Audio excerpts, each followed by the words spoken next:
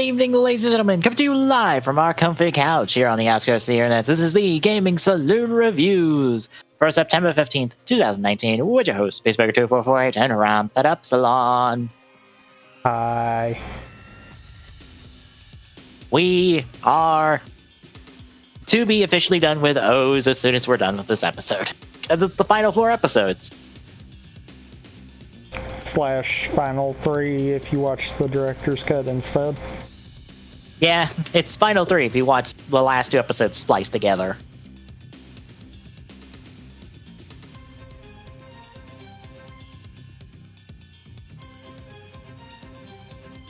Yeah, before we get into that, did you catch episode 3 of 01 since I got subbed today? Did it get subbed by someone besides Skin Corp? Because Writer they didn't Time have it posted. Writer Time had it subbed this morning when I got up. And Overtime subbed it like 30 minutes ago. Oh no. Oh, okay. We get a little clarification on the status of human gear that gets destroyed. Okay. Essentially, they are reverted to a backup, and I guess wherever that backup is, that's where the new model takes over for that person.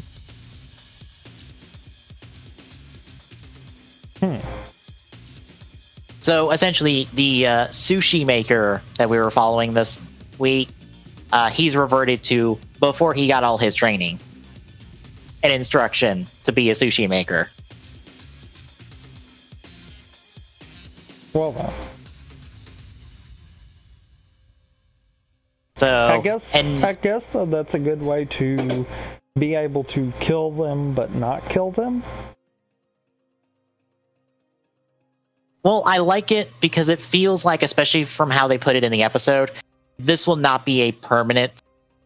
Like, killing these human gear is not going to be a permanent solution.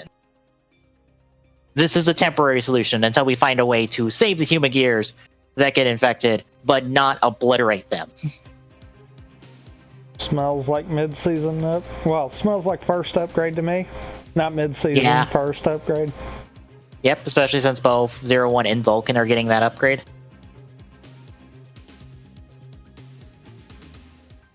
To me, that's what it feels like, because Arto is still, like, even kind of upset by the end. That's like, yeah, he's back, but it's not him. It's like him from God knows how long ago where the backup took place, and yeah. And in a metatextual sense, our villains are removing any character development that these characters go through that are affected. And I can't wait to see what happens when this happens to Izu. Because, oh boy. The dilemma that will happen if that takes place.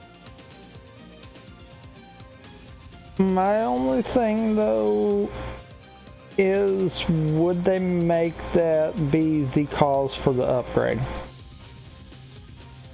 Potentially? Because, like, I feel like if they wait until after that point, the meaning behind it's going to be mute. Yeah. I think that might be the perfect reason to introduce the upgrade. Yeah. Because, weirdly enough, because of how they set the rules for how these human gears get infected to start with, at the very least, the ones that get those main drivers slapped on them, those ones have to undergo character development and, like, start their character development in order to be, like, whammied. That's my assumption, since they keep talking about singularity and not sentience. Right. Which is technically what they're talking about. And I'm sure someone is like, wait, aren't these AI sentient? And I go, no, they're not. They are acting on programming. That programming is complex and complicated, but it's not a true sentience at the moment. Well, I think it can really even be dumbed down to they are still following commands. Yeah. when it becomes the point where they treat that as their mission and not just a command, then yeah. Yeah. Once we start crossing over into the very gray area that is AI sentience and how you clearly define that, yeah, that's when they can be winged. Unfortunately, that means we're in an O situation where there's an aspect of the show that is critical, but it's cloudy in how you defined it, because it's a concept that is kind of cloudy to define. Yeah.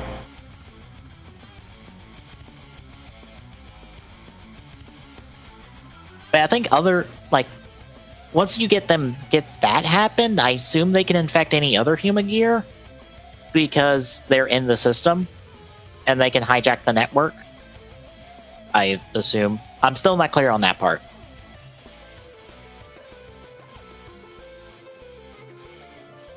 I feel like as far as for full on converted, they have to be in that gray zone, but to just be turned into a goon, that's just simple giving them a new set of commands. Yeah. Meaning that it won't matter per se on that part of it, as opposed to the main one. Yeah. And also, as you saw in the notes, there's an aspect of the that gets brought up in these last 4 episodes that is very on point for 01. And I'm like, oh boy, is this very timely to be watching?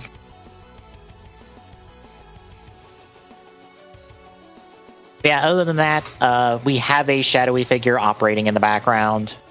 I assume the benefactor for Ames, who is now made aware of the fact that Aruto is 01. So 3 episodes in, Aruto's identity is kind of not out in the open, but somebody knows it. Well, technically 2 people know it, because Valkyrie also knows. Because she got the info to start with.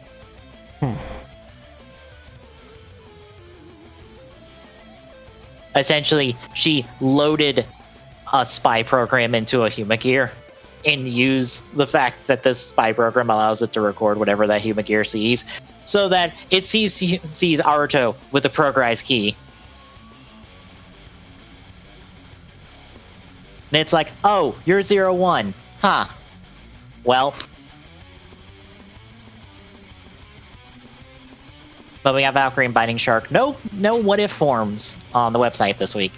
It probably won't be next week either, because next week's Flying Falcon and Punching Kong for 01 and Vulcan.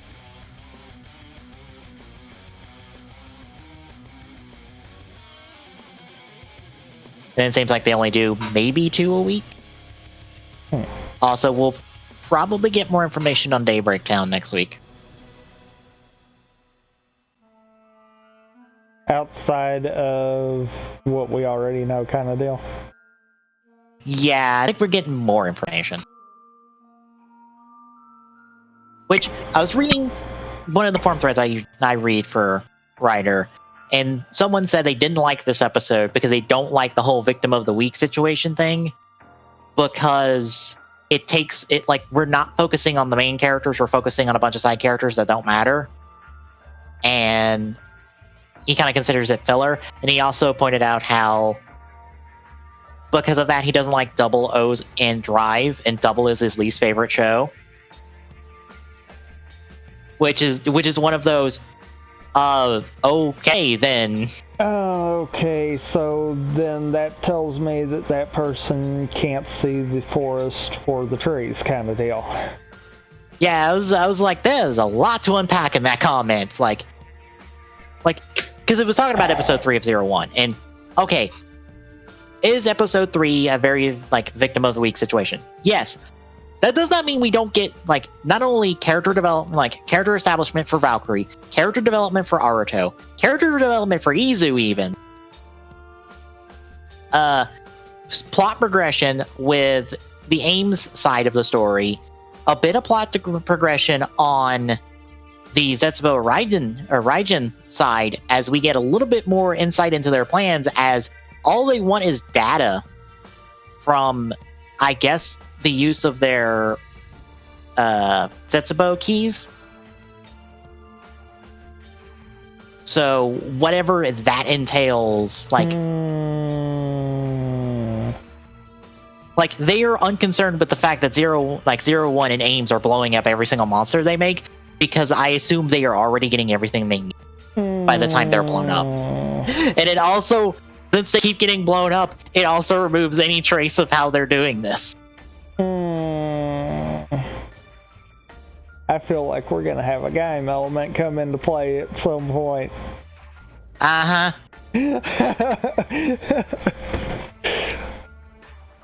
And also they're hardwired into the down satellite from what was shown in episode 3, which makes me go, oh, are you trying to hijack the satellite? Is that what it is? If you worm enough connections into the network through the keys and stuff, like, does that mean you can probably hijack the satellite and therefore hijack the entire goddamn network? Is that the plan? Either that, or essentially backdoor into being able to use the progress keys. That too. Because they mentioned that the progress keys were lost in the Daybreak Town incident, and I'm like, okay. That's a comment that needs some expansion upon. And why do I have a funny feeling that the progress keys might actually be their creation? Well, we see how a progress key is created, at least from Zero One's end, because it's created in the 3D printer. And it's mainly just Izu hooks up to the satellite, goes, all right, I need a progress key for this that would best combat this Muggear. Just Muggear is what they're calling the monsters, which means I can continue to call them Mavericks. Because technically it's just Maverick Gears then. I refuse to not make the Mega Man X reference, because you could probably make some Mega Man X references with the series so far.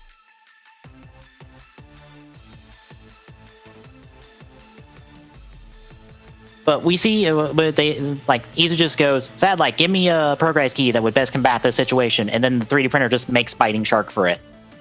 And Izu's like, hey, Ataru, here's a progress key to help solve this real quick. And, that's it. That's all we're showing for progress keys. And I'm like, okay. That's nice and simple. And almost too convenient. Yeah, which probably means there's more to it.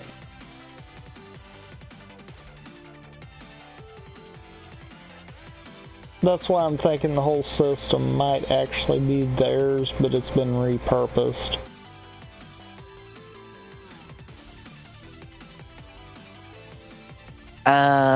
Maybe? I have a funny feeling it might come down to, and I really hope I don't accidentally do this, but just in case it does happen to be spoilers and someone comes back later watching this, sorry.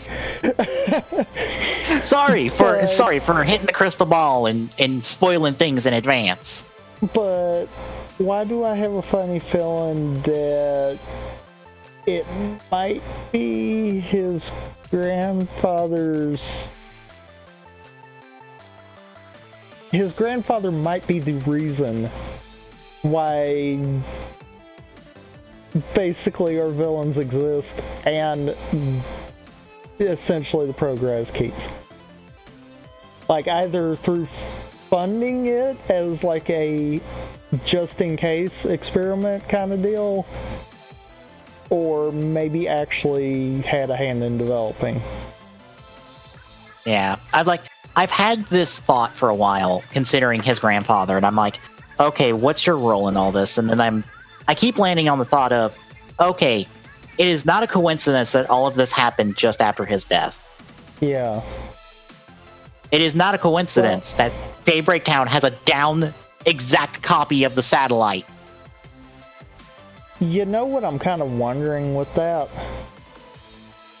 It seemed like they were waiting to do the attacks until he died. Yeah. At the same time... Hold on. I know the feeling.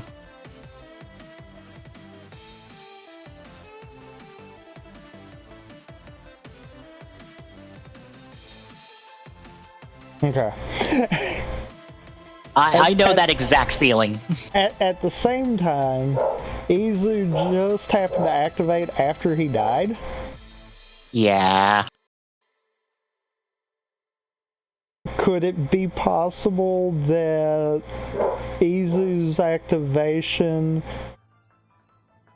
allowed the progress keys to go back into effect, which also allowed them to be able to start taking over the Huma gears again? I was along that line, but I was thinking that somehow the grandfather being alive allowed there to be some type of lock on the old satellite. Like they couldn't get access to it because it wasn't him accessing it. But as soon as he died, that lock disappeared. But or they were able. What if her activating was the bridge between the two? I think her activating is more his backup plan because he realized that the shit was going to go down and he can't stop it. So he's going to like make a backup, just like forward proof thing. I'm not saying that that's not the case, but I'm thinking maybe she was originally using the old satellite, so by her activation, that caused the bridge they needed. That's possible, because I think someone pointed out that like there's a different version of Izu in the opening. Like there's a long-haired version of her, which makes me go, but I need to go back and check that.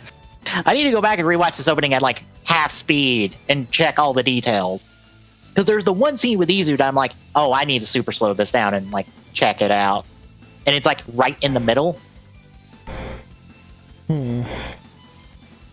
It's the one where she's holding something and it's kind of like this like black and white filter over it. Actually, it's more towards the beginning. Like that part, I'm like, oh, I need to slow this down and see like what the fuck's going on here. You know, I just keep thinking because I'm like, okay, why did he put all this on his son or his grandson? Like, and it makes me go, what if he can only put this on his grandson? Because A, I don't think he trusted the vice president to start with, because he's clearly suspicious. Yeah, and it wouldn't surprise me if down the road he might either side with them or might be revealed to be part of them. Yeah, because like he obviously has villain-like music attached to him, and he has his own version of Izu in not good guy colors. I mean, that's my thought anyhow. It might be a Kogami kind of deal where it's just he's there kind of deal. Yeah. He is there to be very suspicious but still help our heroes, because his goals line up with the heroes, but like he is not afraid to do some very underhanded things to get things done. I mean, it could be something just like that, but yeah, I feel like there's a stronger connection. Yeah.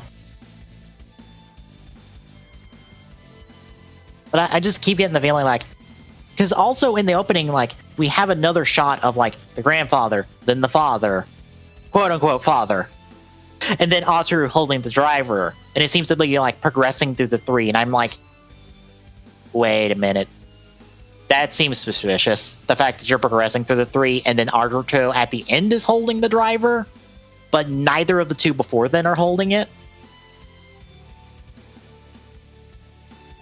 Why are we showing this progression? That seems suspicious. Are you trying to tell me that his father, well, okay, quote unquote father, might have been something like 01 before?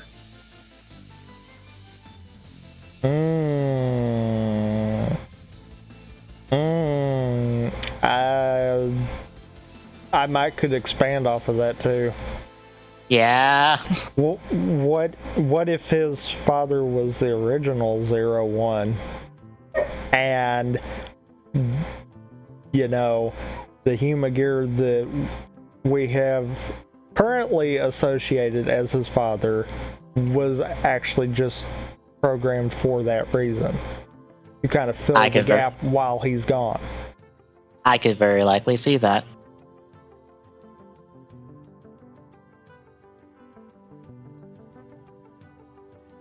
It is so good to have a writer series that not only is well written and well put together, but also has a lot of interesting mysteries going on under the hood.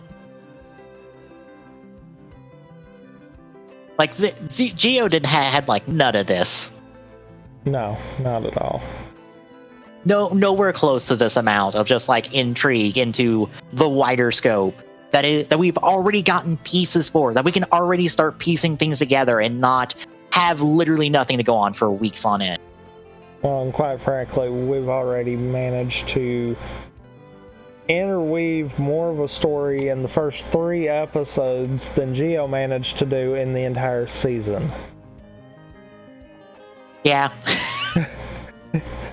Because Geo would try to get this far with a story and then take a soft reboot to the knee. Yeah. And restart from scratch.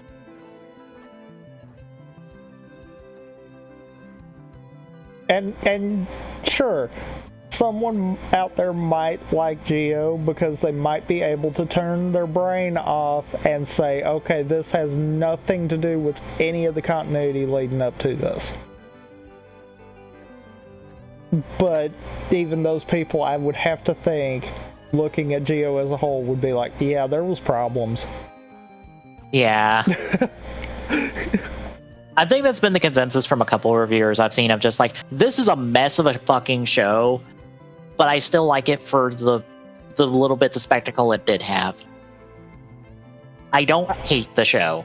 I think like it for the another writers and for the simple fact of look at how many appearances we managed to wind up with. Yeah. I feel as far as an anniversary show goes, that should be a couple of key things there, have a decent kind of send-off for them. The issue was the writing. Yeah, the issue is the Geo part of this fucking show is just not well put together. And the, from time to time, ignoring continuity, but I mean, let's be honest, that's Toei for you. Yeah. I'm just so happy to have a good writer series. I'm just yes, good writer series. Oh, thank God. And Valkyrie's good too. Valkyrie gets a proper first episode. And I do like that. Instead of punching the bullet just comes out and it just explodes the bits around her and then it forms the armor. Because I'm oh, you don't need to be as eccentric as he is, because you are literally the smarter one of the two of you. And possibly might have been the one to develop their version. No, she did. We already know that. Okay. I knew it was strongly hinted, but I was eh. No, pre-show material told us outright that she made the shot risers. The dialogue in the first 2 episodes was enough to make me be oh yeah, you made it. You're the one holding the key. Quite literally. The only thing we don't know is okay, where do your progress keys come from? But I'm starting to think oh, they're whatever remnants that were confiscated from Daybreak. Maybe. So potentially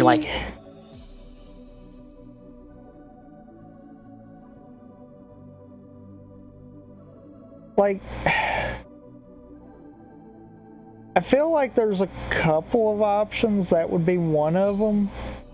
Yeah. But the other one would possibly be maybe, as weird as this is, they were kind of just dropped in their laps, so to say. That's by an unknown person, aka his grandfather, just without letting any names drop. Yeah, because like the opening implies that like not only will these three work together, but I mean like one shot shows the five of them together, but I highly doubt that the five of them are going to be together, like our five riders. I don't see that happening. Unless Jin and Hirobi go under a huge face turn and redemption arc.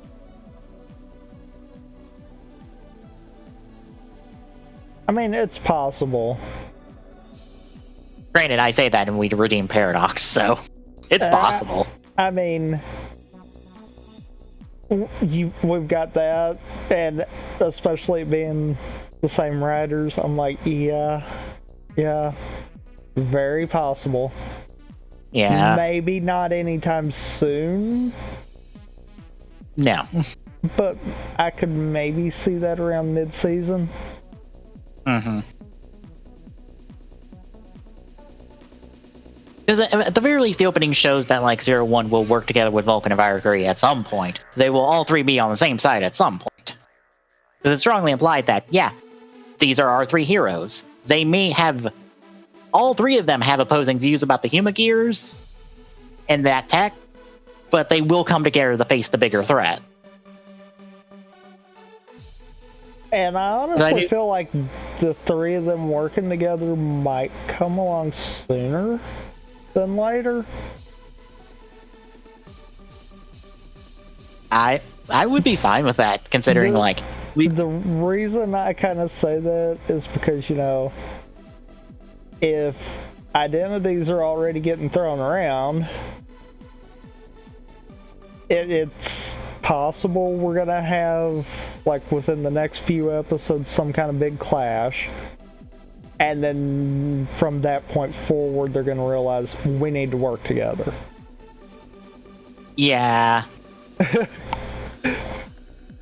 Like, something's gonna happen and they're gonna be like, okay, yeah, we can just agree to disagree and take care of the problem. Yeah. But one thing I wanted to mention about the guy's comment, and it got me thinking that, for instance, O's is 48 episodes, right? Yeah. How long do you think, if you cut every single episode together, how long do you think that would be? Approximate.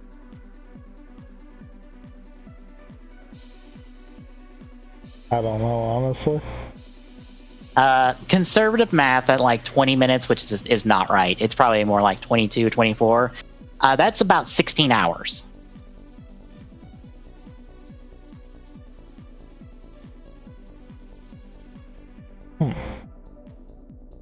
Like, just on a fundamental level, that is a story being told for 16, if not longer, hours straight.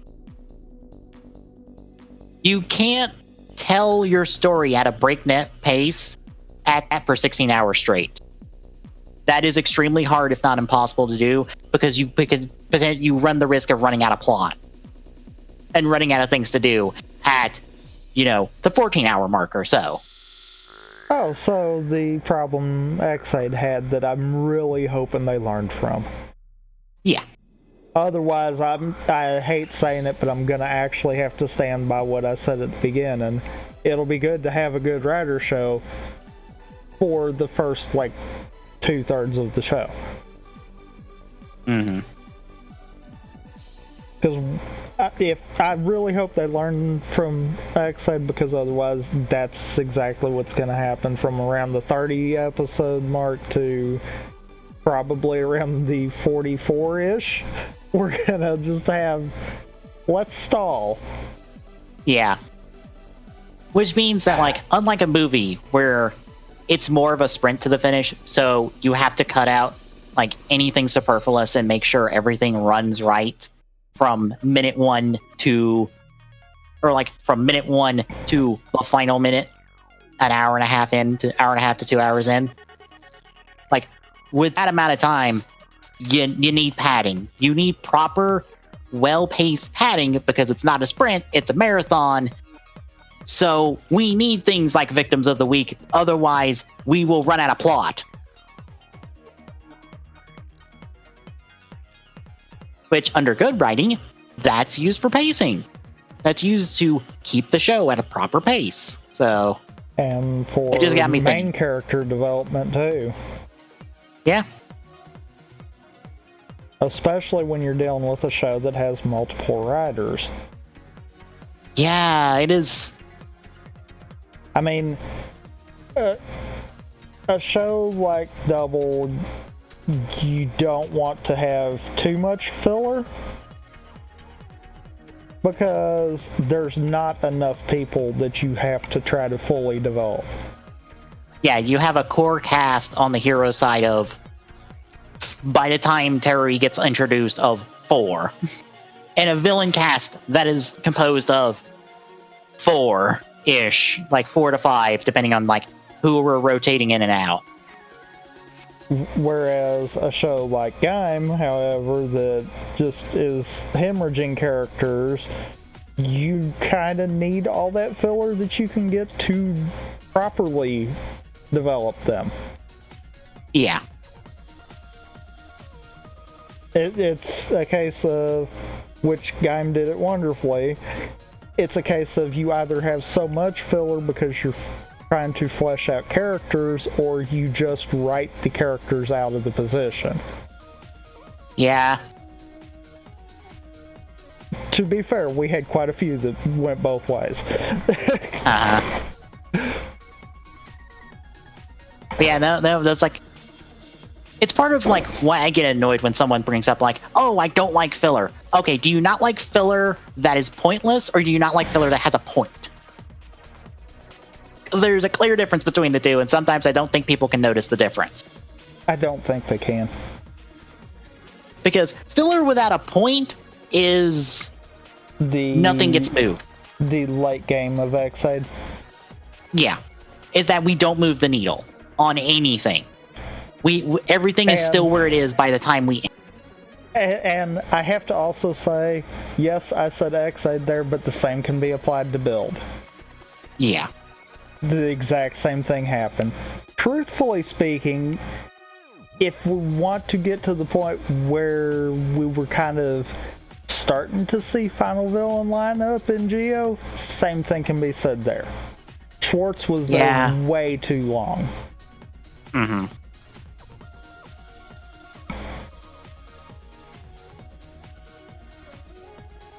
But yeah, like, but if filler has a point, again, Geo 01 episode 3, I almost said Geo 01 episode 3, that it has a point because okay, we are slowing down from the first 2 episodes that banged out things left and right at us. We slow down, we get bits of development here and there, we get a bit of plot progression, especially a really good cliffhanger at the end of the episode, because that whole thing with 01's identity, that's how we end the episode. So we end on the, oh shit, Atru's identity is kind of out in the open, and now, oh fuck, what now?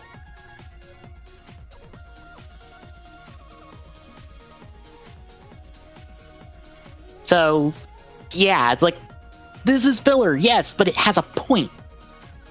We still move needles, we still, like, progress things, like, stories can be very, very complicated machines that progress is better noted in the inches you move rather than the big leaps. Quite frankly, I don't even feel like I would consider something like that as filler if it's still progressing the overall story. Right. Because what I always kind of consider filler is, okay, where we started the episode and where we ended the episode, nothing major changed. Nothing within that episode made a lasting impact on the overall plot of the show. Yeah.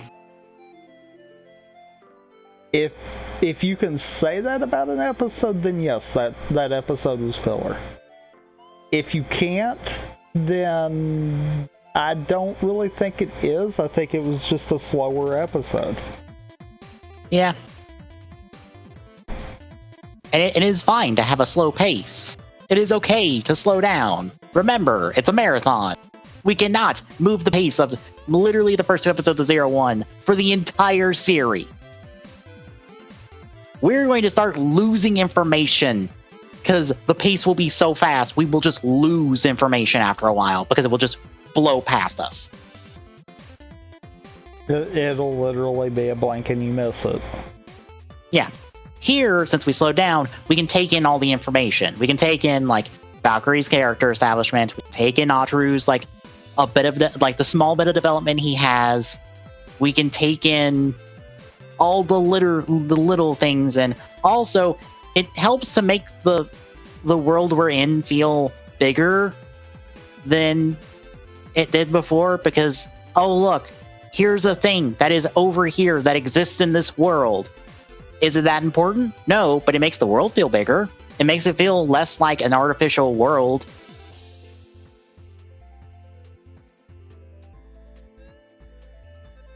That's not as important, but it helps make it real.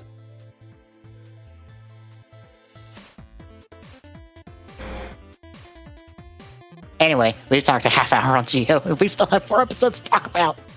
Really? We talked a half hour on Geo? Fucking hell. God damn it. 01. Why must these two shows literally... like...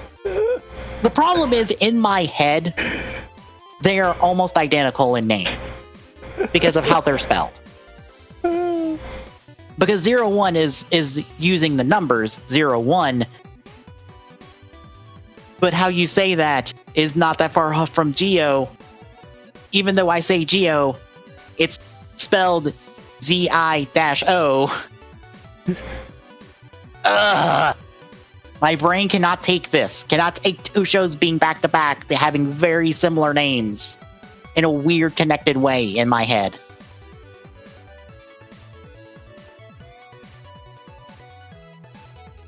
Anyway, let's talk O's. The last 4 episodes, 45 through 48. They debuted August 7th, 14th, 21st, 28th of 2011. How are you feeling going into these episodes? Oh boy. There's a big difference between the going in and the already seen it going back in kind of deal. Yeah. Yeah. Alright, we're going to kick off with episode 45, The Surprise Attack, The Proto-Birth, and The Desire of Love. We kick off with Maki dropping off the collected metals he has to Ankh so he can absorb them and become the container. Since Maki has chosen him to be the container for now. Keyword being for now. Yeah. And Ankh wants it because fuck the world. I'm mad.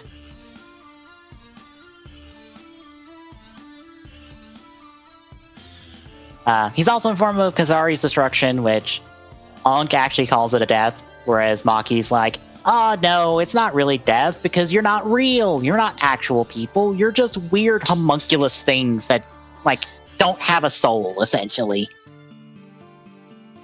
That feels convenient, considering 01 is dealing... Considering 01 will be dealing with the exact same thing over the course of its entire fucking show, from looks of it. Because just for reference, Vulcan hates the Humagears and considers them monsters. Ataru likes the Humagears and thinks that they can have a soul, eventually. And Valkyrie just considers them tools. They're not, like, actual people to be, like, liked or hated. They're just tools. Which I like that there's a clear distinction between the 3 of them, because it would be very easy for Valkyrie to just have Vulcan's motivation, or Vulcan's connection to the Humagears, but no, she has her own connection to Humagears.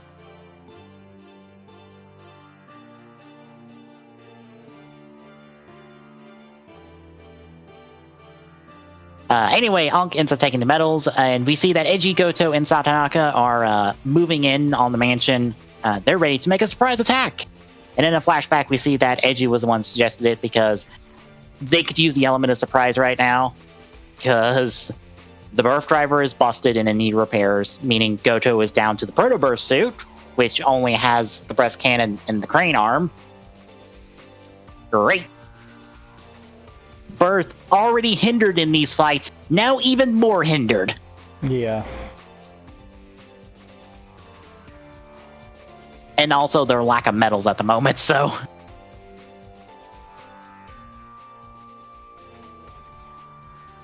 Hina is worried about Edgy and tells him to look after himself. That's not happening these entire 4 episodes. Unfortunately. And we end on them making their move. And just as a reference, since I haven't mentioned it before, we've technically been getting the movie openings for, I think, the last 2 episodes of last week. And going forward through the rest of these episodes, if we get the opening, it is a movie opening.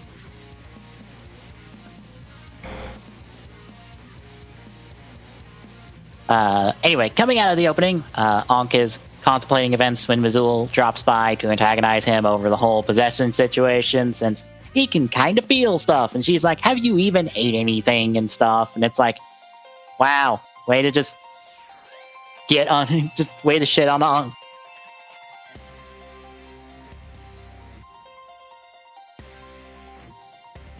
Through all this, we see that Ankh considers himself different due to his experiences. He's not agreed in the sense that we've been establishing over the entire show, I guess. He's something different. But a flash grenade gets dropped into the main room. Maki, Uva, and Gamel are all like hit by it.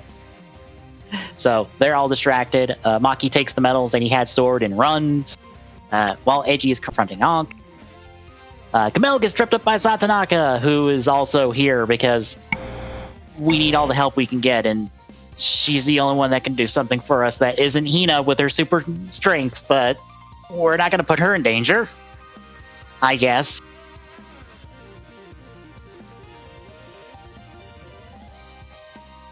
But after he gets tripped up, he sees candy all around and he's happy until the candy explodes in his face. Quite literally.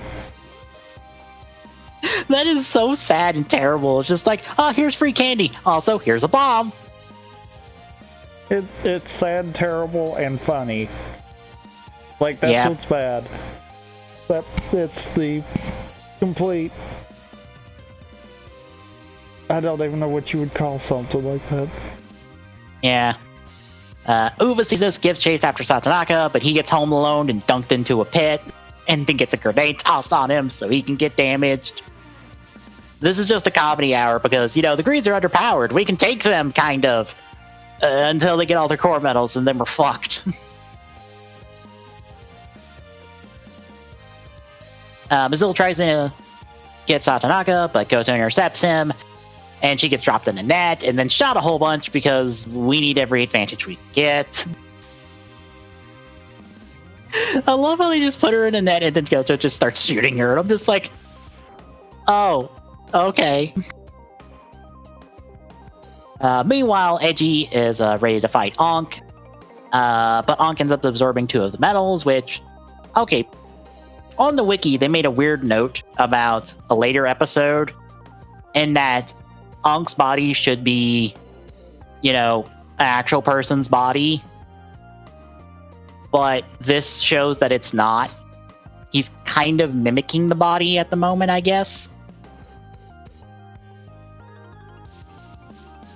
Or at the very least, I assume there's like a layer of cell metals over the brother's body. That's kind of what I would more think. Yeah.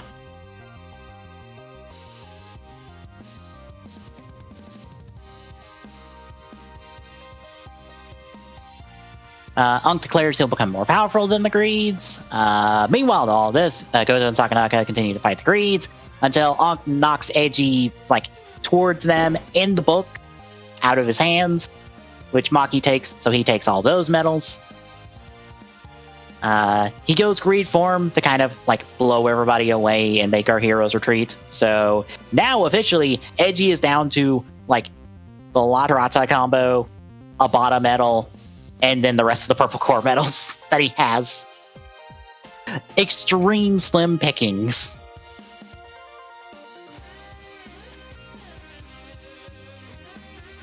Well, that's okay, because I think outside of the one time he uses Latarata, he's pretty much purple cores, so... Yeah, which isn't good for him. No. After this, Satsunaka informs Kagami of the events, and he says he might have a backup plan of sorts, and that she can help him with it. We'll see what that backup plan is later. Much later. Yep. Goto and Eiji regroup. This is when we see that he has the La Trata combo plus Bada, because Goto managed to snag one of the yellow core medals. I don't know which one specifically. I don't think I caught which one, actually.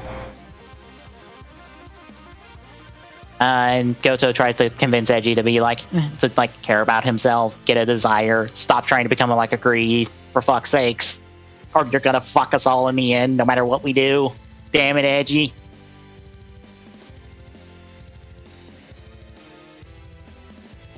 Maki ends up dropping off more medals to Ankh, but the other greeds arrive to take them, which Ankh just happily is like, here, fucking take them, I don't care.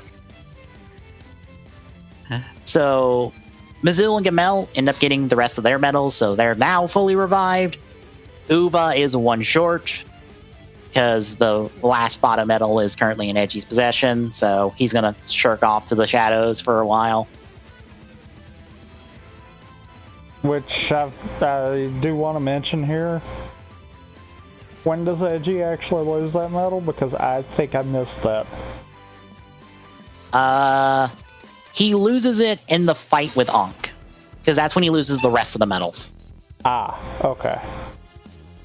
Yeah, it's kind of obscured, but essentially when Ankh knocks him out, you see the medals fly, and while they only focus on the one that goes back to Ankh, the rest of the medals you see kind of go back to Maki. Ah, okay. That's how he ended up with the rest of the medals. Because that kind of caught me off guard, and I'm like, wait, I missed something, hold on. It's because they didn't make a big deal out of it, is the problem. Which is weird, because they made not a big deal, but a small deal out of one of those medals later on. Yeah.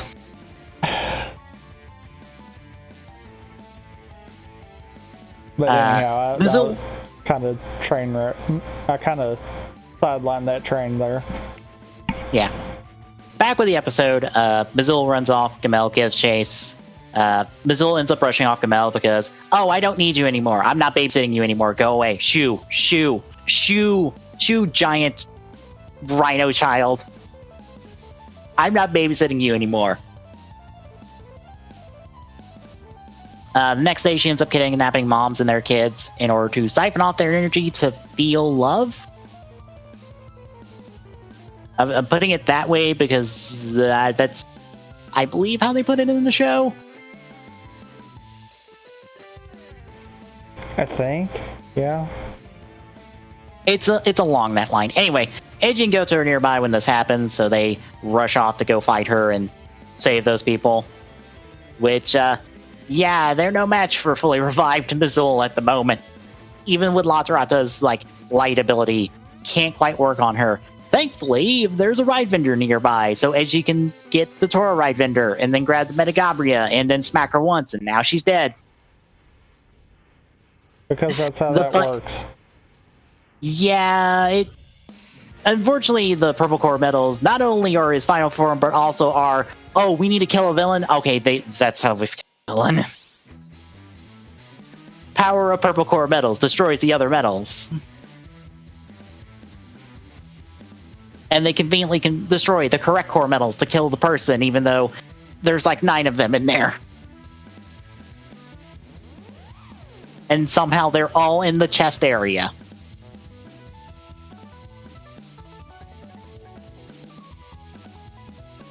Yeah. Of course, that's been the thing the whole show, so I mean, that part's not too out there. Yeah.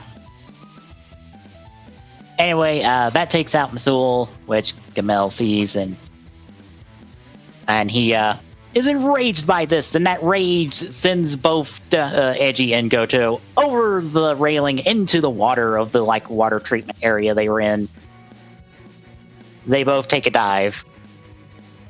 And for reference, 3 of Mazul's medals are destroyed, which weirdly enough, is the only other time we see 3 blown up.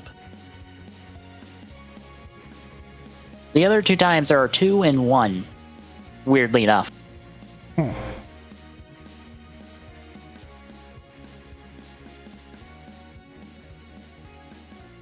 Yeah, that ends 45, moving into 46. The Edgy Greed, the Double Verves, and Ank's Desire. We catch up with Gamel as he takes one of the blue medals, I believe the Electric Eel medal, that I don't think even is her main head medal. I don't think. That shouldn't be the main head medal. I doubt it. Because, and the reason I say that is because I have to feel like Uva could tell that wasn't the main one because of the fact of what the medal was. Yeah. Especially seeing as how he wasn't around. Yeah.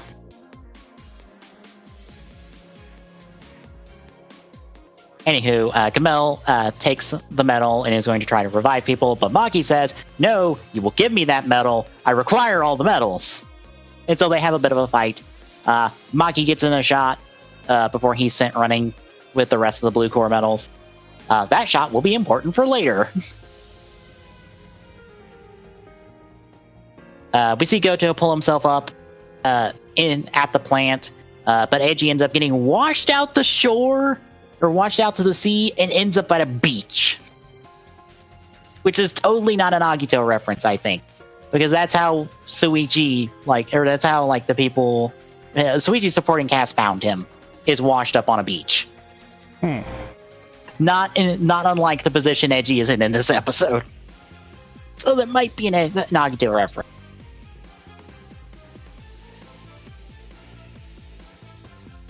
We see him start to turn to a greed, only his one arm at the moment. I think it is left.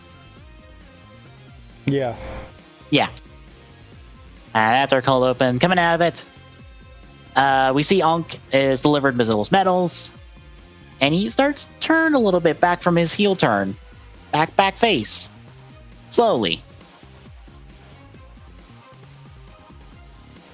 As this time he actually, I think, picks up the book and takes it.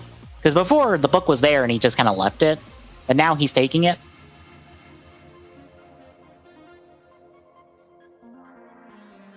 Meanwhile, Edgy, we check back with Edgy. His hand returns to normal after he starts to remember his desire. We'll get to it in a little bit. But he unfortunately finds out that the O's driver is not on his person anymore. And he now is scrambling around the beach trying to find it. I love that the pocket dimension did not hold the driver this time. Yeah, that is kind of a nice touch they had there.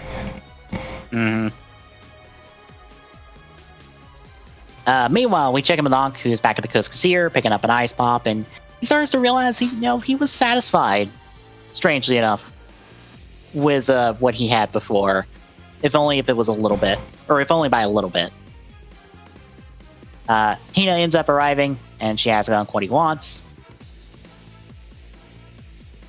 Ankh ends up telling her, pretty much asking her if he can keep her brother's body. Which I'm like, what do you think was going to be the answer to that question? I think it was more he wanted to at least continue existing with her permission. Yeah. And because of her being like, no, that just kind of put him on the whole, well, yeah, I'm done then. Yeah. Time to go find out which one of us is gonna live. But yeah, after this, he heads out, pretty much stating that I'm gonna go find Edgy, gonna fight.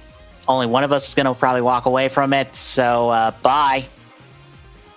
And Hina catches on to this, and Joko, who's arrived at this point, is like, oh, all happy that Ankh's here, and then he walks away, and Joko's like, oh, that was weird. And Hina just breaks down in front of her, and spoilers, she's going to tell her everything and go, all right, you've been in the dark for most of the series. Here's what's been happening the entire time. And she strangely takes it well.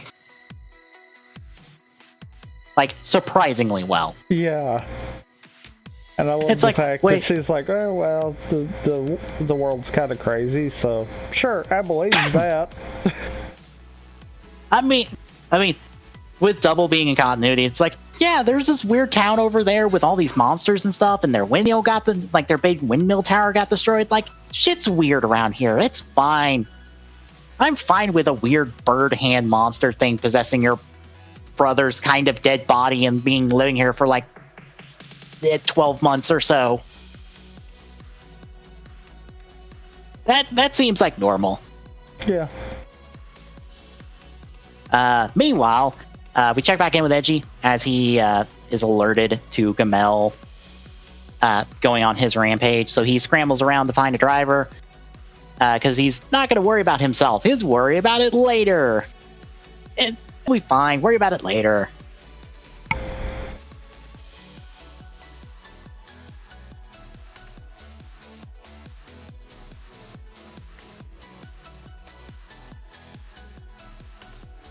So, we check in with Kamen. We see him, and he is just literally turning people into piles of cell metals. Or mainly just whatever he runs into, kind of. Gets just turned into a pile of cell metals, and he tries to use them to revive Mazul.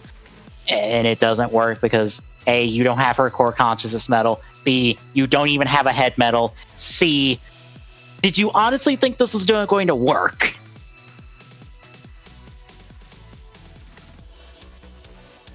Like, I don't think you even have enough cell metals. I think Uva had more cell metals to revive the two of you more last time than you do right now.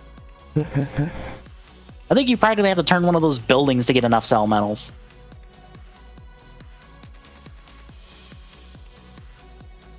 And this is where Uva just notes that, like, yeah, Mazul's dead. You're not working. So I'm going to shirk off through the shadows until I can get my metal back. Bye. I'm going to quietly find a way to become the last surviving villain of this fucking series outside of Maki.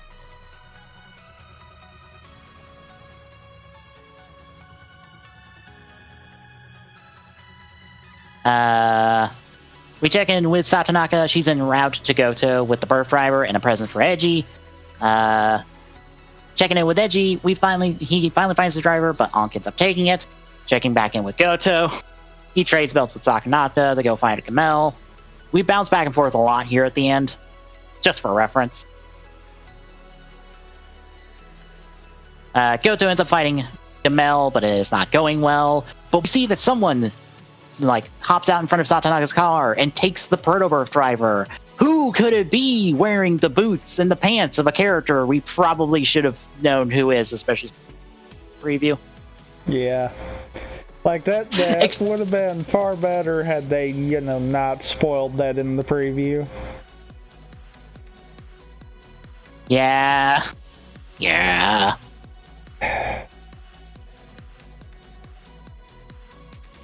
Checking in with Ankh, he wants to fight with Edgy. And the two have their fight and loudly proclaim their characters and the character flaws of each other the entire fight, which is wonderful. I love that they're fighting, but they're more just having an argument over the fact of, well, you're an idiot who has no desires of his own and literally is going to turn into a monster because of it. Well, you're an idiot for fucking throwing away your everything for a selfish desire after, I saved you.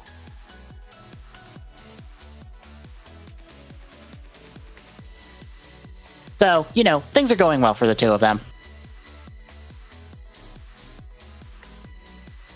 Back with Goto, Kamen ends up backing him into a corner, and he decides, you know what, let's go point blank with the breast cannon. That worked last time I did that, and I didn't die. Maybe it'll be fine this time, too. Only for Date to arrive with Protobirth driver in hand, and he goes Protobirth. After telling Goto he didn't remember teaching him any suicide moves.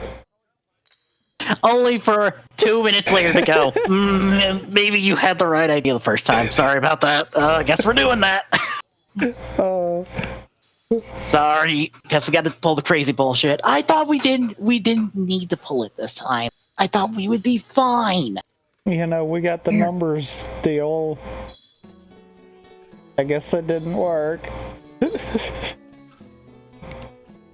Date, you are literally wielding a driver that is probably half as powerful as the one you're currently looking at, and he couldn't take it. The fuck do you think you're going to accomplish here with?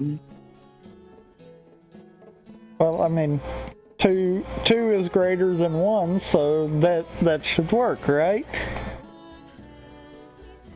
Only in his head. You know, except for the fact that most of the time the Greeds have been in a fight, it just took both O's and Birth to hold them back. Not even destroy them, just hold them back. Yeah. And only one of you is designed to do that.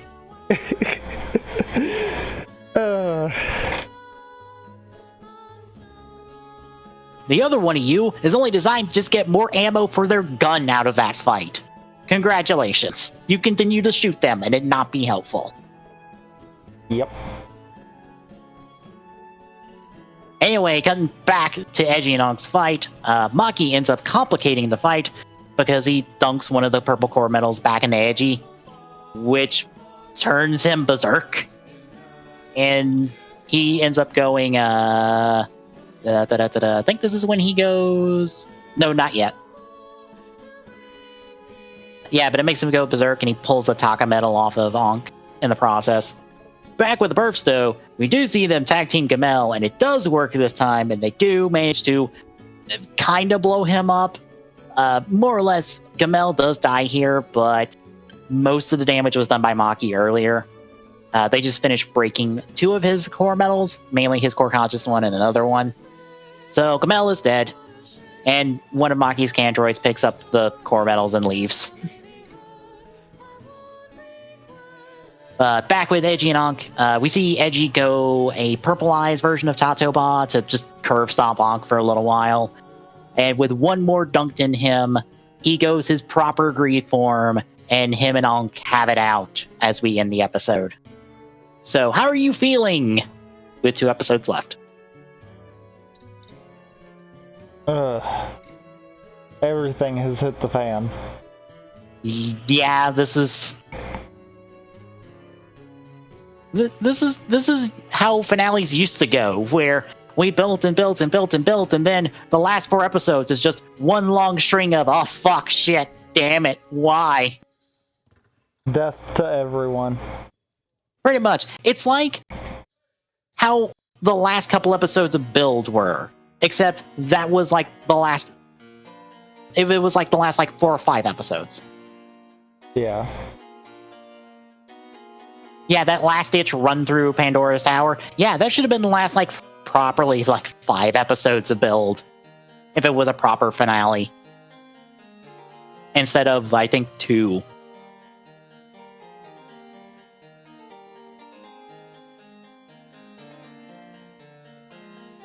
Yeah, we are putting Gazul and Mazul, or Gamel and Mazul. I think I combined their names there for a sec. What? Wow. Okay. We're putting 2 of them back in the grave, leaving Uva and Maki on the table. Ankh is getting his face turned slowly but surely as him and Edgy just beat the shit out of each other for a while. I also love, the entire time they're fighting, neither one of them are transformed, so it's just the 2 of them beating the shit out of each other at a beach. Knee-deep in water. And you can clearly hear that we didn't properly coat the mics for this, because there's a bit of distortion on the dialogue. To be fair, though, that probably adds to it. Yeah.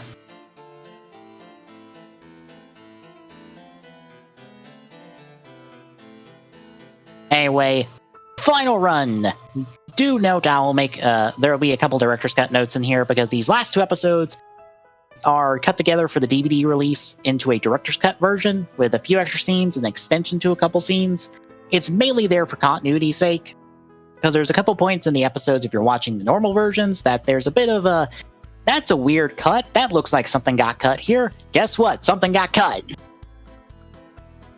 Surprise, surprise.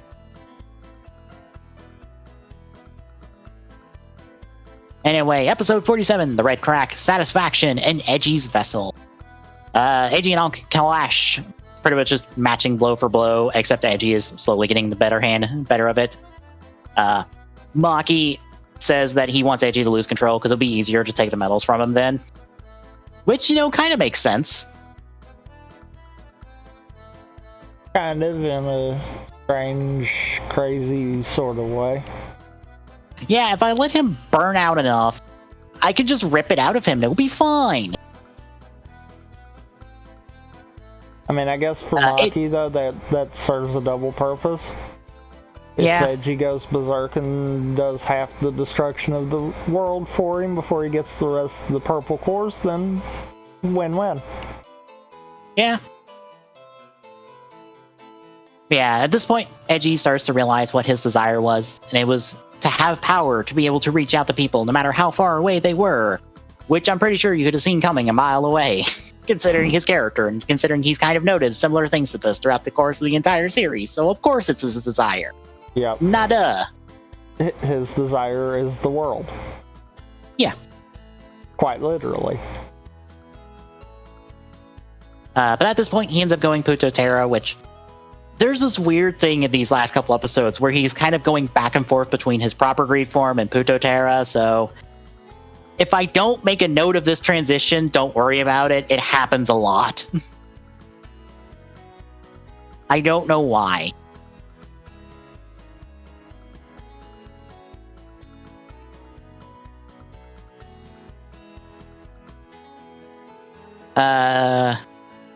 Anyway, Ankh is just getting trashed now, but Maki pushes Ankh for the kill, and when he tries to prep a shot and shoots it, he can't kill his friend, especially when Edgy thanked him for making him O's. And Ankh's like, damn it, I can't do it. Why? Why do you say thank you to me? I am literally trying to kill you, you dumbass. Why do you thank me? Why do you like me? Why can't I kill you? Which I love.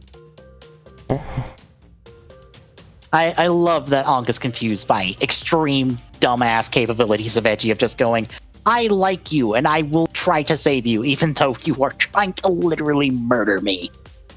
There's going to be some extremely strong energy come next season. Are you ready for the biggest I am your friend and I will beat you with the literal power of friendship ever? Ready as I can be, anyhow. Alright.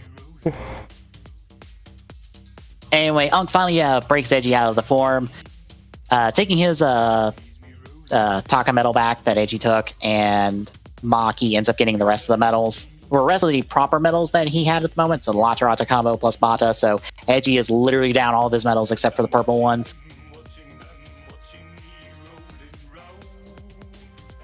And that was our cold open. Coming out of it, Maki decides that, since Edgy's on the ground, kind of half unconscious, now would be a good time to kill him. And he tells him not to do so. And I love that Edgy at this moment, instead of trying to convince Ankh, is just like, all right, I should give you your allowance for ice pops today. Here you go, buddy. And I'm like, oh my god. Is that literally the first thing you thought of to help? It's just, hey, Ankh, here's your money for your addiction.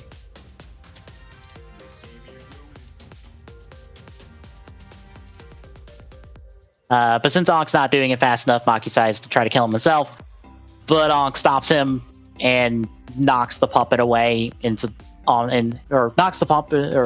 on. He makes the puppet go on fire, which Maki then throws in the water, and then realizing he threw the puppet in the water, goes after it.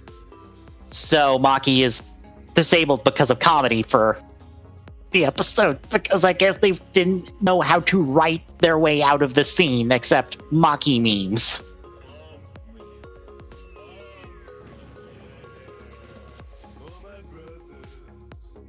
Anyway, Onk just ends up leaving, and Satonaka arrives to pick up Edgy and take him away.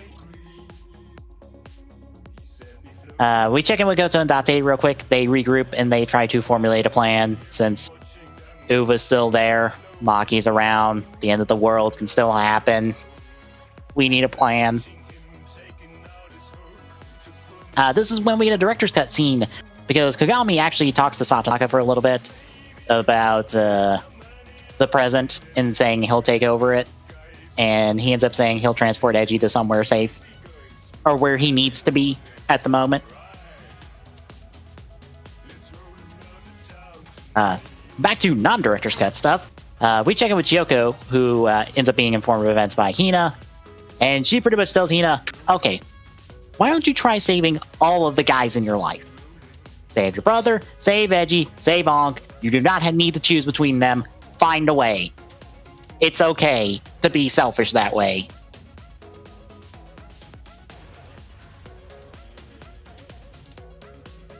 Checking back in with Onk, Maki decides to drop by and go, you're fired.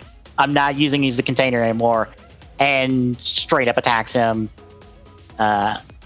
Takes, I guess, not all of his medals, but ends up damaging Onk's main medal. Doesn't destroy it, but does damage it.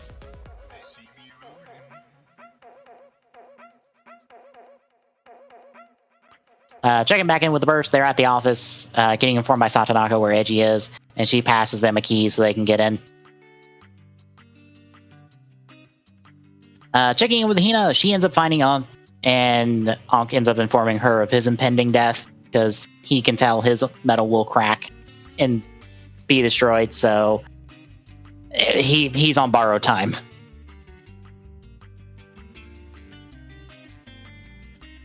Oh, he's still there? Yep. Okay. Meanwhile, Date and Goto go back down to the vault, which, of course, they're in the vault. We didn't set up this one area just for the one scene in one episode. No, we need it here now. As Edgy is on the pseudo throne of O's, I guess. Or I guess what counts as the throne. As Kagami is trying to turn him into a true O's. But Edgy doesn't want to let go of the core medals, or the purple core medals, because they are giving him the power he needs at the moment. So he's kind of becoming a true greed, but he doesn't want that. It's essentially a very complicated situation. Kagami reveals that behind the wall is millions upon millions of cell metals that Edgy can utilize to make his desire come true as a true O's. But all of this is interrupted by Maki arriving to take the purple core medals back. Edgy goes Pototera to fight Maki, but it's not enough even with the burst backing up. Edgy goes to screen form to make the difference, but the burst try to hold him back, try to keep him in control. This is when Uva shows up, because Maki went, I have a Bata medal, I wonder who could want this? And Maki just tosses it to him like, here you go. Go be complete. Go on a rampage.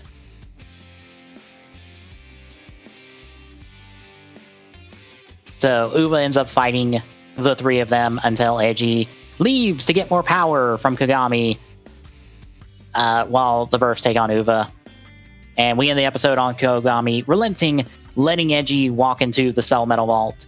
And we see that Onk also leaves Hina's side to go join the fight.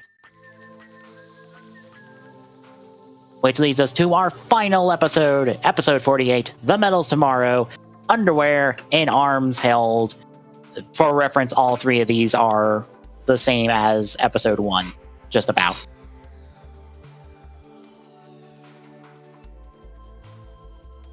We pick up with Uva continuing to just thrash the bursts as Edgy reveals himself, carrying the weight of the world on his shoulders, aka he's carrying every single goddamn cell metal from that vault in him. All of it. And it is literally weighing him down to where he is like just about to crash through the concrete.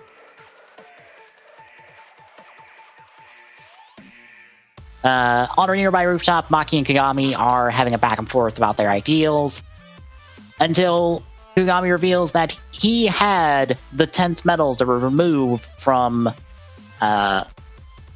Ankh, Uva, and Kazari the entire time that made up the main Tatoba combo that the king used, and he passes them to Edgy so he can become, I guess, King O's. Technically, it's not a different version of Tatoba. It's the same Tatoba we've always seen, but it's implied to be a different version. That's going to happen again this episode. And no proper opening, just the title card. But in this form, Edgy just trounces Uva with both the Jalabur and the Metagabria. And he is quickly jobbed out and almost destroyed with a rider kick, except Maki saves him with more medals. But Maki continues to pour core medals into Uva since, you're the container now. Deal with it. Edgy tries to interrupt this, revealing that he's got the cell medals in him, which Uva takes as an opportunity to run, with Maki following suit shortly afterwards, after Ankh arrives. Ankh just says he wants his allowance for ice pops, which everyone gets a laugh about, until Edgy's power breaks the king's combo, so those medals are destroyed. Can't rely on those! Oh well. I love how short-lived this not actual implied form is.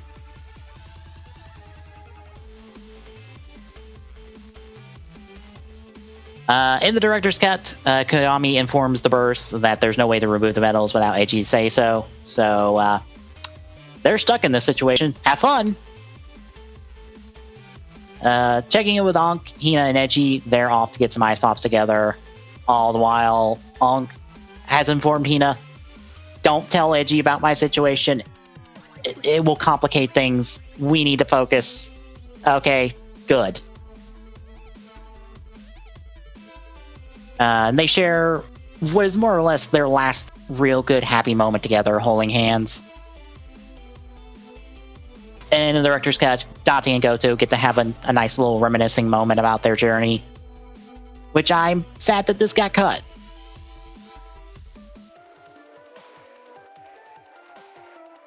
And to end this little catch-in with the cast, Maki raises the glass to another sunrise, wishing the world happy birthday.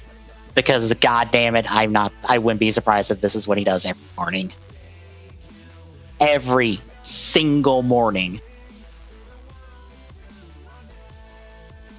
Chiyoko opens up the restaurant, and we see that Maki Stall's there, so Maki is entering his in-game. Check in with Uva. He's full up on cell medals and turns into the container, which is this big diamond thing with all of the different metals kind of surrounding it. It's a big CGI creation of sorts. And it starts turning everything around it into cell metals and mass producing trash yummy in the process. Maki views the world from on high as this happens. Edgy and Ankh are the first on the scene, and they head in to help. Ankh going his greed form, Edgy going Puto Terra.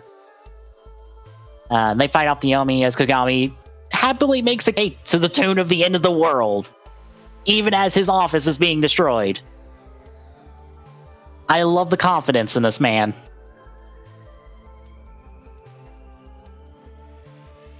The Burbs end up arriving. They take over fighting the garbage, or the trash enemies, so Ankh and Edgy can go fight Maki.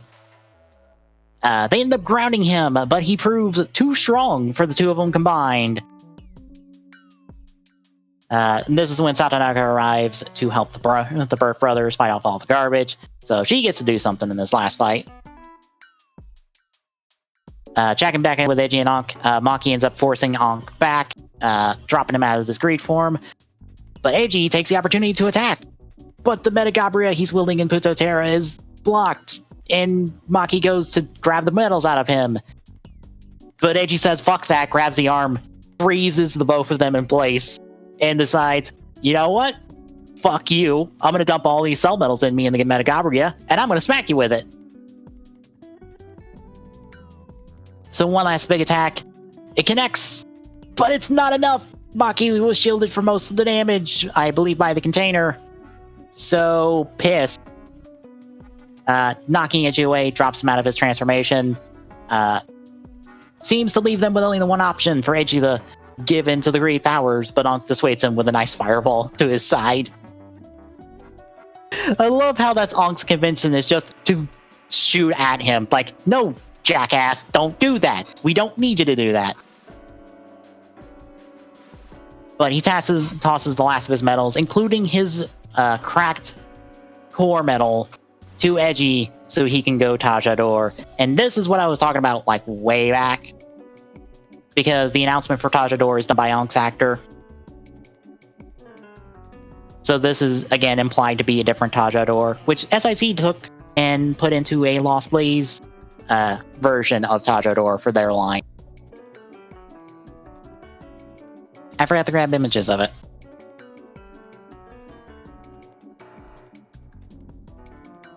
Anyway, like I said, Ankh makes the announcement of the 3 medals, and even ends up fighting alongside Edgy in kind of a spectral pop in and out of form. I'm not sure how else to describe it. He just kind of pops into existence, takes a swipe at it, Maki, and then is gone. After Maki's pushed back, he makes for the container. Edgy goes in pursuit after he puts all of the purple core medals in him in the Taja spinner.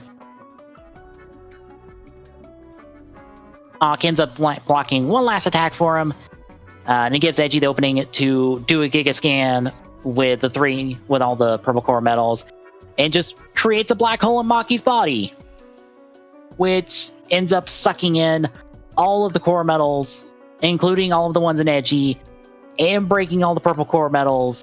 So Edgy's now falling to the earth very fast, with no way to save himself. Actually, all of the medals get sucked in except for Ankh's main one, which we see Kraken 2. The Ghost of Ankh smacks Edgy awake, getting him to accept some help for once. And he gets half the medal. The other half is already on the ground somehow, and Hina sees it, seeing the spectral form of Ankh one last time before the medal drops to the ground. Or the other half of the medal drops to the ground. Goto manages to save Edgy before he goes splat, and everyone is there to catch him. And everyone's happy he's still alive. Edgy ends up leaving us on, I guess, the proper ending, or the ending before we get to epilogue, saying that he has no regrets, which is quite the turn from a man who was practically filled with regret. And all of his actions were based on regret. Kagami wishes Edgy a happy birthday as we close out with Count the Medals, which, in the non-director's cut version of this, you can't hear the dialogue for any of these scenes, but in the director's cut, you get all of the dialogue. So that's what I'm going to be referring to as all dialogue version.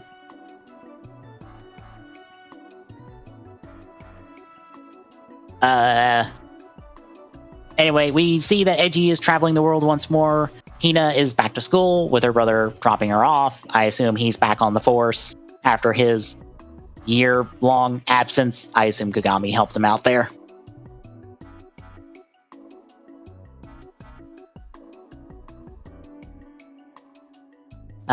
We see 2 totally not characters from the next season, with one of them holding the totally not gimmick for next season walk by, with one of them getting dialogue. This was a thing that was happening for a couple seasons, and then they dropped it. I don't know why. Because I think Wizard was the last one to have this happen to. Because Wizard gets a last episode cameo in Forza, but there was nothing for Kamen Wizard, right? I don't remember there being. Tommy? You there? Hello? Hello? Tommy? You with me?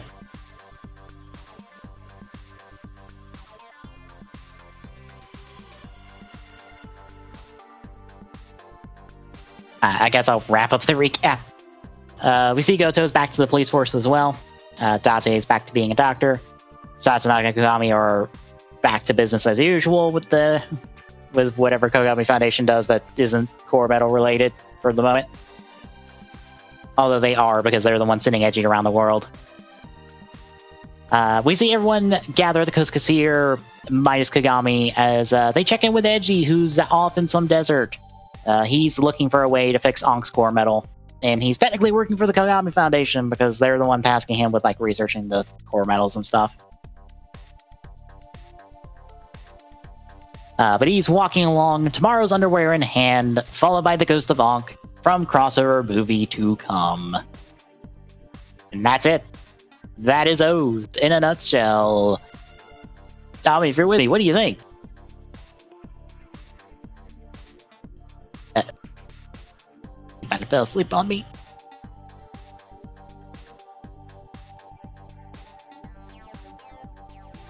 I guess I'll go until he catches up.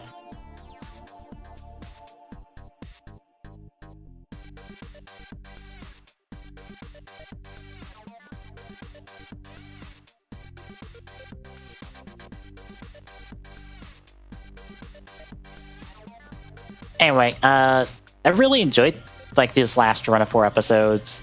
It's I guess it's weird to come off of 4 of a couple seasons where we had a long extended ending where our villains refused to die, but here with these 2 shows, or with this show, like, we kind of get our villains done in 1 episode and move on. It just feels weird, and I'm not sure if it's... I want to say it's better, but I'm not sure how better it is. I kind of wish we got a little bit extended fights with them a little bit. Especially Mazul and Gamel, because they're kind of like done in very quick succession. At least Maki gets to go out in a pretty good fight.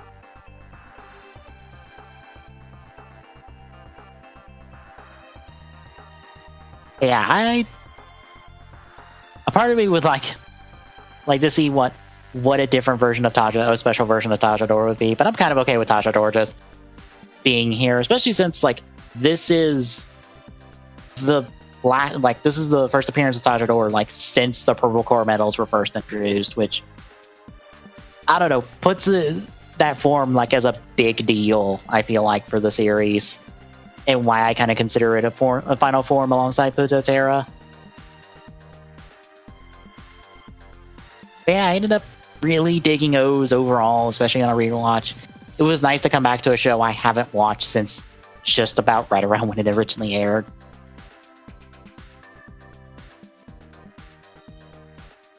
Anyway, Tommy, you there? No. Damn it. Shit.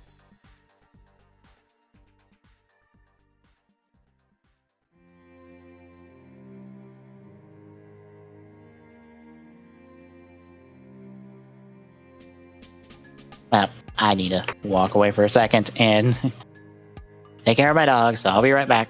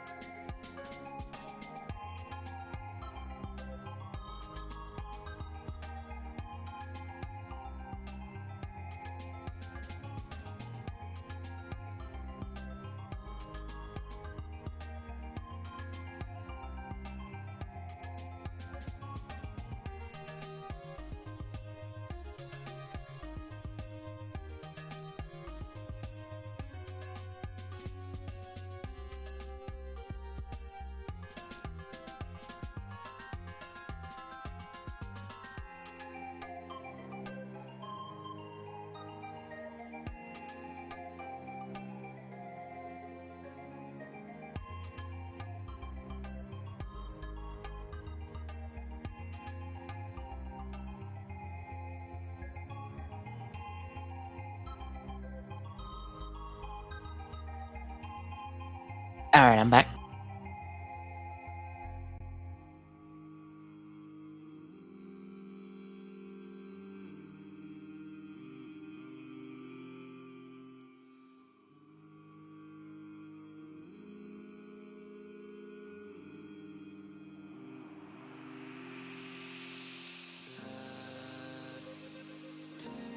Yeah, hopefully Tommy's back as well.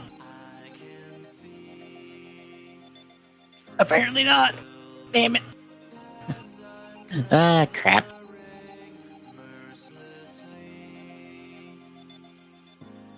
So, how we doing, folks? As I stall. Yeah, for reference, next week we're picking up with Forza. Gonna be watching that, which I went ahead and did up the watch list for. So to give you guys a preview of how that's going to go. The first 4 episodes for us, the first 4 episodes of the podcast that we're watching Forza with, will carry us through the show up to episode 15. Which the 5th episode will be us watching Mega Max. I am extremely excited. Mega Max is what I consider the gold standard of crossover films for this franchise. It is the best, like, winter team-up film we have gotten in this series. Like, the next one down, I feel like, is like Fruit Throttle. Is the Gaim Drive one, because I think that's the only one that really hits it as well as Mega Max does. Just because we get a really good Gaim epilogue, we get a pretty good drive story. Then, unfortunately, a part of they try to replicate for Surprise Future, and then the crossover portion is pretty good outside of weird, dumb CGI fight, and also here's some movie exclusive forms that like last all of 5 seconds before we kind of dunk them away. But then it's 6 through 11. Takes us through more of the show up to episode 39. Specifically, it's episodes 16 through 39. And at that point, we're checking in, doing everyone, it's space time, or space is here, or however you want to translate the Forza movie title. It's the Forza solo movie. Which is still a pretty good solo film, from what I remember. It does kind of have a double-esque moment towards the end. But I do love it takes advantage of the fact of, oh, we had a whole lot of, like, one-off characters and stuff for this school. Here's the cameos from a whole bunch of them and some staff members and stuff. And that takes us into the final 2 sets of episodes. And we end off looking at the last crossover looking at Wizard Forza movie Tyson Ultimatum, which it's not as good as Mega Max.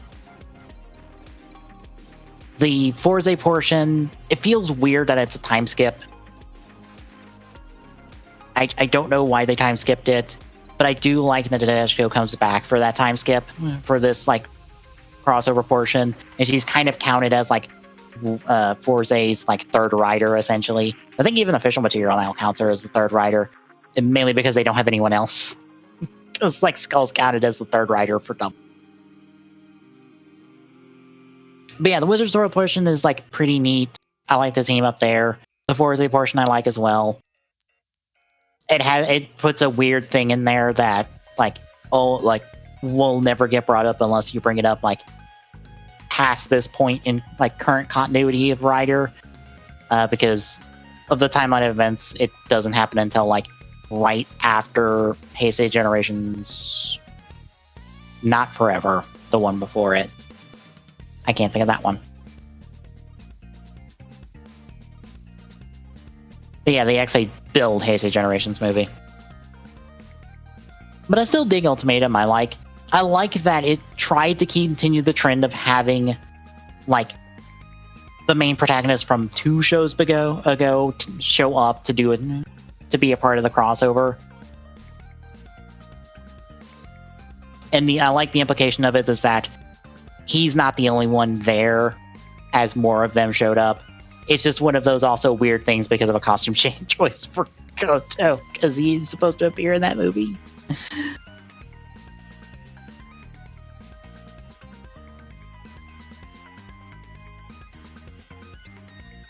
Yeah, that takes us through all of Forze, which that ends like that catches us up practically to like where we've been talking about Ryder weekly, or like not really weekly, but like where we've been talking about Ryder for years now, because I did weekly write-ups from like the start of Gaim through like quarter of the way through Ghost. I'd have to go back and look at my archive for that.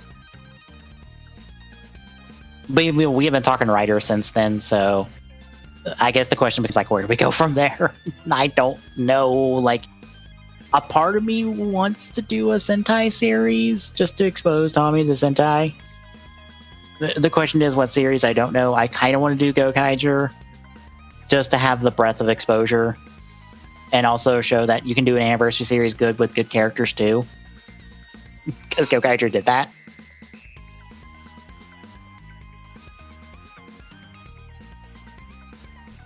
And like, Kyoryuger was good. Go Busters is good for the most part.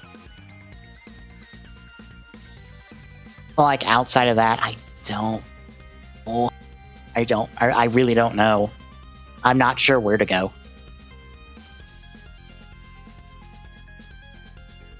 Like, TJSR probably won't go anywhere when we're done, definitively, I would say. But like, personally, I'm not sure where we go past this point, unless we like grab something that, unless Tommy decides to grab something like he's familiar with and I'm not as much, which I'd be okay with.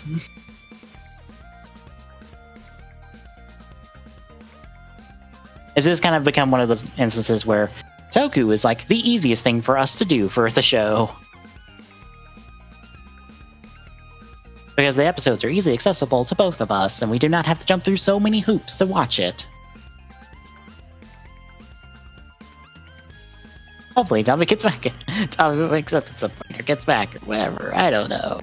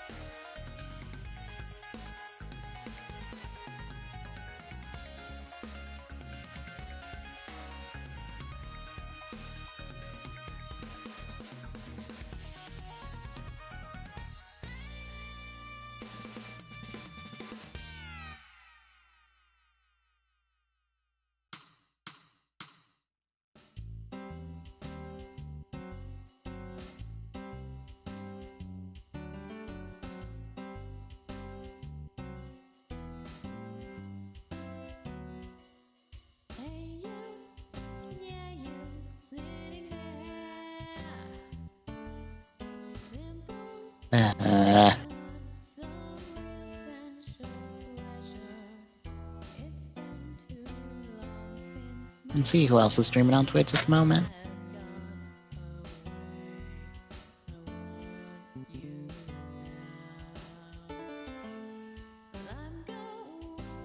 Oh, Other Blue's doing Undertale blind. All doing some Undertale Legends, Dragon Quest 8. Not many people. Granted, it's like 1 o'clock in the morning for me, so not many people are streaming at this moment, to be honest. At least that I follow.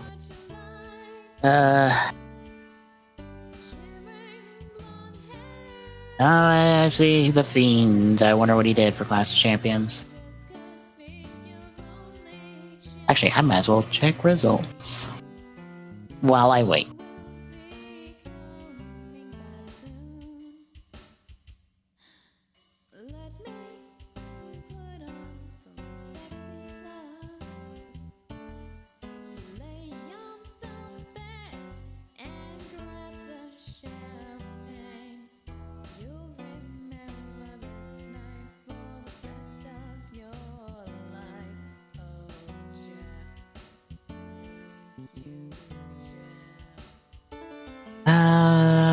Nothing super surprising from the looks of it. Revival winning, that's not surprising. I wasn't paying attention for like half the show, to be honest. After I started watching Godzilla, I just turned off the show, turned off the pay-per-view. Especially since I watch it through Natsu Legal Means, and I don't pay for it. Because my interest in wrestling has certainly dwindled to where I just keep up with it on the peripheral.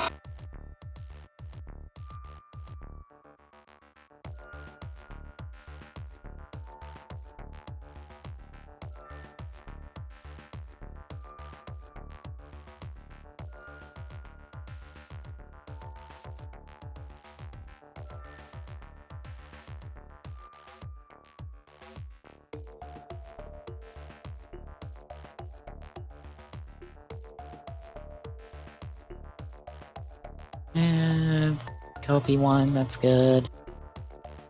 Oh, Rowan beat Reigns.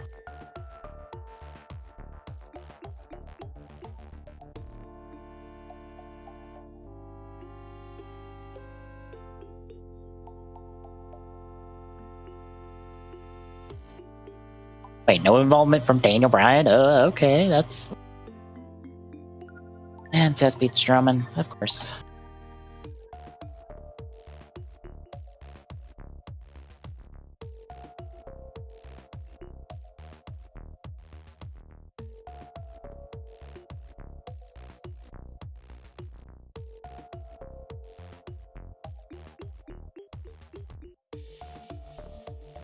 And it looks like they're setting up Rollins v Fiend. Which, a part of me was saying, part of me is like, that seems too early. But also, I don't know. I guess since he is like super hot right now, you might as well. Also, I saw this on Twitter and I booked it.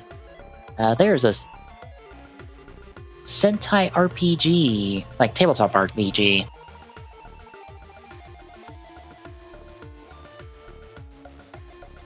And apparently they have a writer module.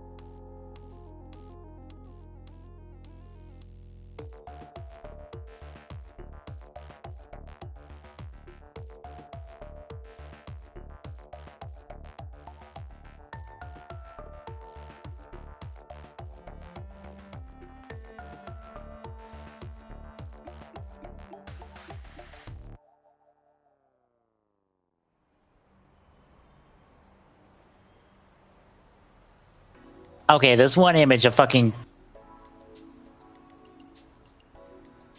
Power Rangers, like, fucking wrestlers. Fuck, that is up my alley.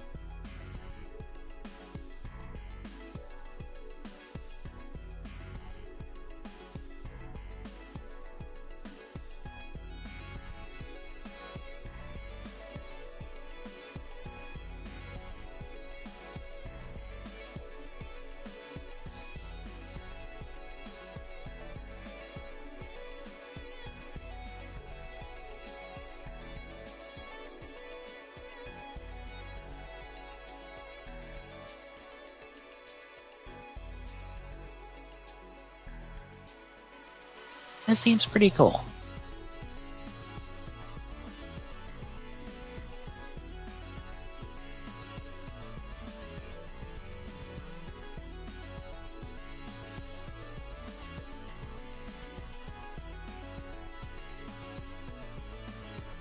And $25 gets you a physical copy. What, 15 for digital? Wow.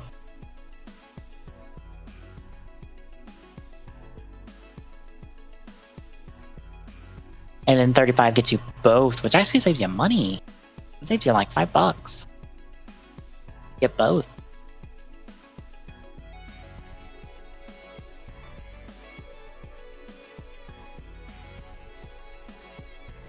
Or it gets you like 10 physical copies.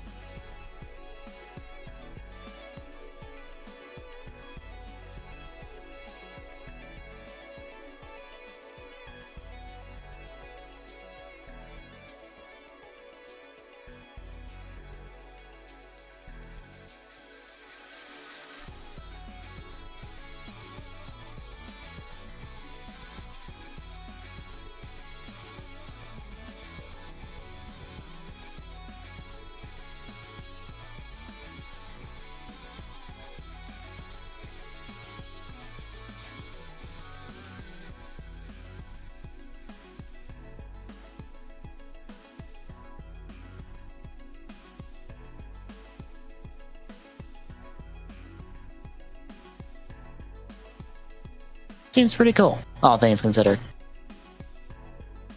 I'll keep that bookmarked and keep an eye on it. Like they're double their goal at the moment, which is very nice.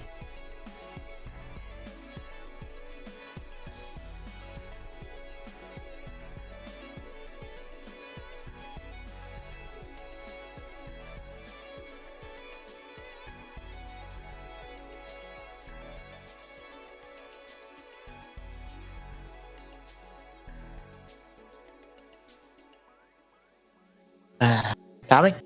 Hello? Yeah. About a thing? You there? Yeah. Oh, okay. I've been long done with recapping and been stalling. Yeah, my bad. It's fine. So, I guess, do you have any notes from those last 2 episodes that you wanted to bring up?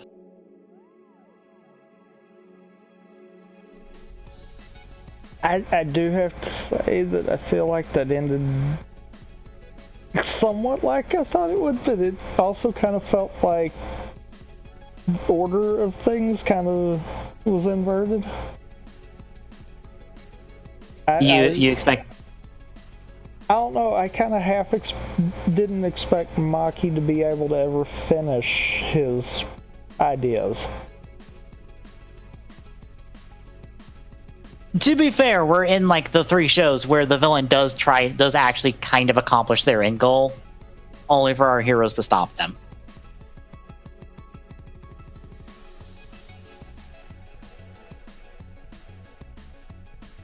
True. Because that happens in Forza as well, where it's like, oh shit, we're on the clock now. The end of the world is actually happening. We need to stop this. I guess it comes down to the fact of, we've had so many recent ones that it's like, yeah, final villain technically doesn't usually get their accomplishment. Mm-hmm. I mean, outside of that, no, I don't honestly think I had anything else. Because, I mean, past looking at that, I could see it. I could see every bit of this pretty much being a spot for spot, exactly what you expected kind of deal. Yeah. And this was what I was talking about with, okay, if you were going to do a special version of something, it would be this Tajador, which SIC did. Which it's mainly Tajador, except it incorporates some of the green and blue from Ank's wings. And I think it even has like Ank's wings, except 6 of them instead of just the 2.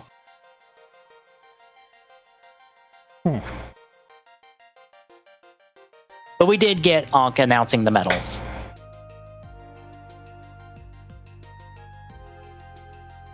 So, how'd you feel about, I guess, the end of these 4 episodes in the show overall?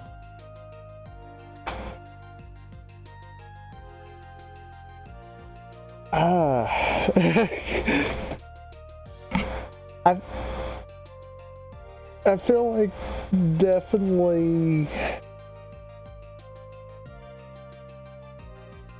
it kind of solidifies everything good you've had to say about the whole show. And like this, that can be said for both the show and these last 4 episodes, because like these last 4 take a already good show and finish it off in the best way possible. Mm-hmm.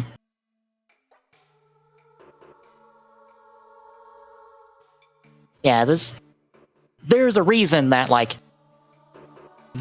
O's is well regarded, because it came after a really good show of Double, and then was also a really good show. We can have 2 really good shows back to back. Yeah, it can happen. Does it always happen? No. I mean, that's just all there is to it. Yeah. I guess the question becomes, will you be feeling that we're going to get 3 for 3 because we're doing Forza next? I would have to think so. Like, I honestly feel like O's, it was a case of when I first tried to watch through the early episodes, didn't exactly catch me, so it was hard for me to keep going. Yeah. Granted, of course, we also were dealing with, I'm wanting to say it was around the time that either Gaim was wrapping up or was actually just getting going. So I feel like that was part of it.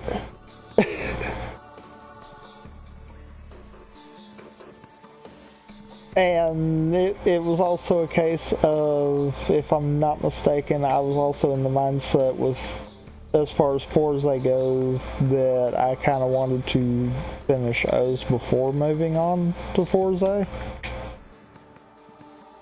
That would be a smart choice if you ever watch Megamax, because Megamax spoils this entire ending. Like, literally, the entire O's portion of Megamax is predicated on you going, oh, this is what happened in the final episode, because it all revolves around the events of the final episode. Because, yeah, the black hole with the medals, Ankh, the status of all of our characters, outside of Hina's brother, who's kind of left out of Megamax, which that's fine. He's technically the one person who doesn't return for Megamax, even though he's being played by the same person as Ankh. and Ankh's here. Oops.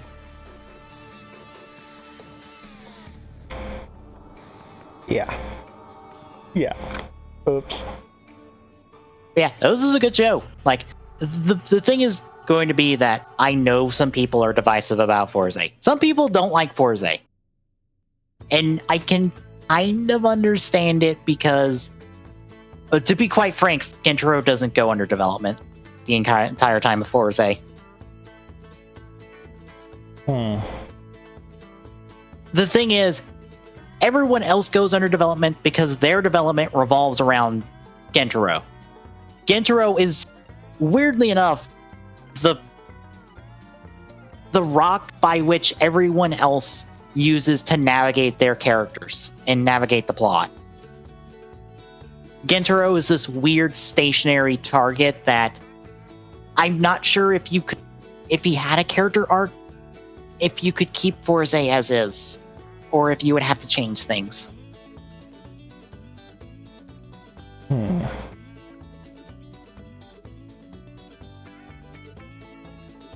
I don't know. Forza might be a bit weirder and a bit more divisive between the two of us. Because I still like Forza. I still like Intro. But, yeah.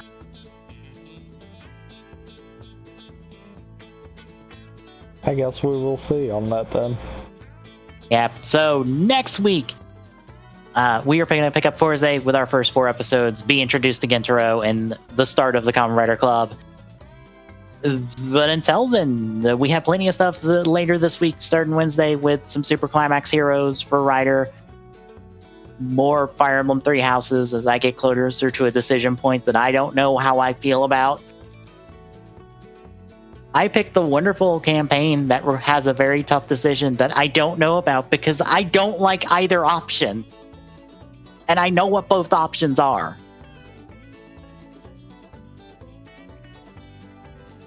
But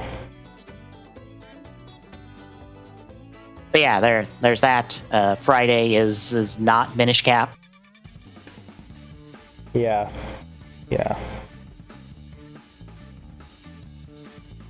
And Saturday is the podcast. We'll probably be talking some stuff that came out of TGS, since TGS was this past week. Are you ready for a new trailer for Final Fantasy VII? And also 4v1 multiplayer Resident Evil.